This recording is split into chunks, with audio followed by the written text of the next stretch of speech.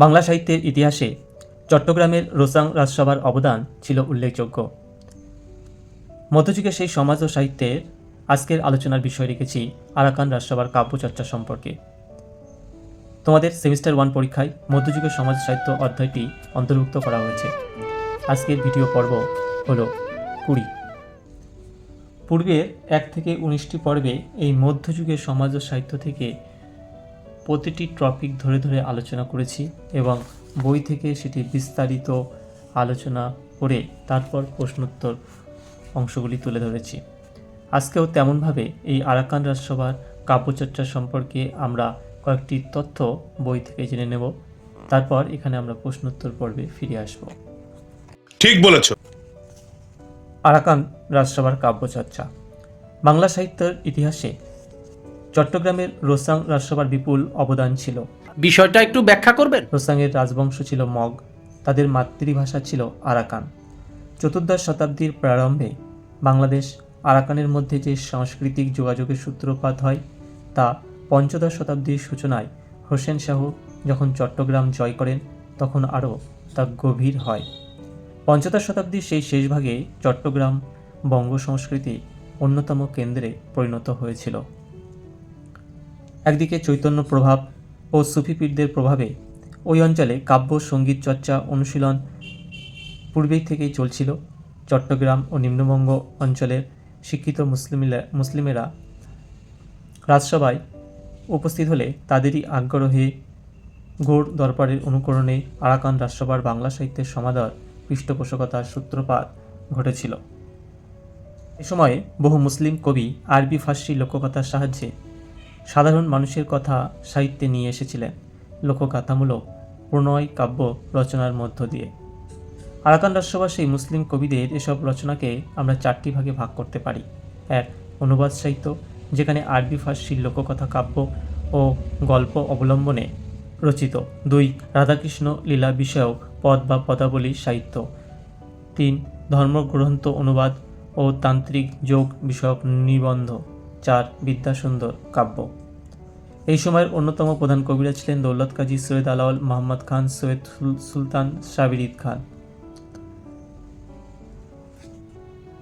আর এই পশ্চিমবঙ্গের দক্ষিণরাঢ় ও ভুরশিট, মান্দারান প্রভৃতি অঞ্চলে বাঙালি এই মুসলিমের এক বিশেষ সাহিত্য সংস্কৃতির কেন্দ্র গড়ে তুলেছিল। তাছাড়া সিলেট অঞ্চল ছিল ঊনবিংশ শতাব্দীর প্রথম ভাগ পর্যন্ত ইসলামী সাহিত্যের প্রধান কেন্দ্র। ইসলামী সেই বাংলা সাহিত্য বৈচিত্র্যের মধ্যে যেগুলি ছিল তার মধ্যে উল্লেখযোগ্য জঙ্গনামা, হেয়াত মাহমুদ, নসরুল্লাহ খান, আরিফ ও গারিবুল্লাহ। তেমনি পদাবলী বলে একজন ছিল, তার কবি সৈয়দ মুর্তজা আলী রাজা, গাথা সত্যনারায়ণ পাঁচালী, আরিফ ও ফৈজুল্লাহ, রোমান্টিক কাব্য কবিতা মোহাম্মদ কবির, শাহ মোহাম্মদ সগির এবং অন্যান্যরা।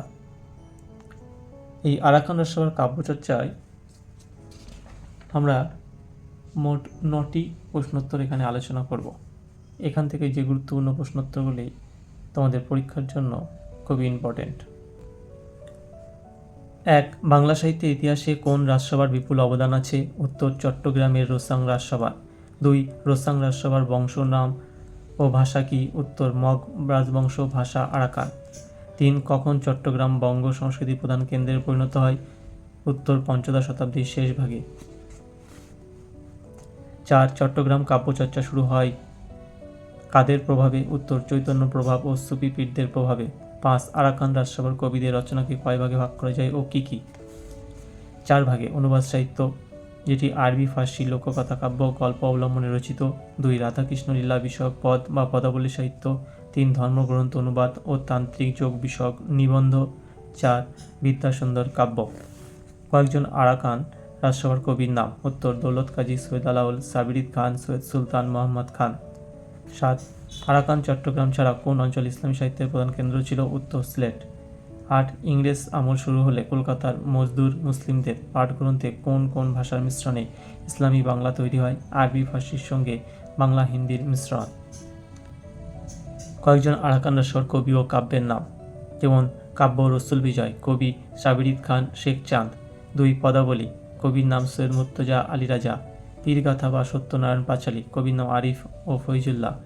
রোমান্টিক কাব্য কবিতা যেমন মোহাম্মদ কবির, শাহ মোহাম্মদ সগীর, সৈয়দ হামজা প্রমুখ।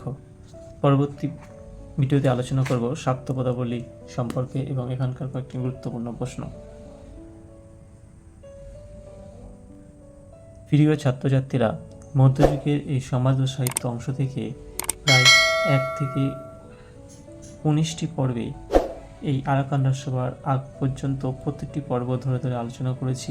তার ডেসক্রিপশন বক্সে পেয়ে যাবে সমস্ত লিঙ্ক। চ্যানেলটিকে সাবস্ক্রাইব করে দেবে এবং বন্ধুদের মাঝে শেয়ার করবে। তোমাদের ভালো লাগায় আমার অনুপ্রেরণা। आपने 10 10 पाई। अच्छी बात बोली, आपको अच्छी लगी तो ऐसे थोड़ा मार दीजिए हाथ, आप थोड़ा सा मार दीजिए। ठीक ठीक ठीक की ना? ठीक ठीक ठीक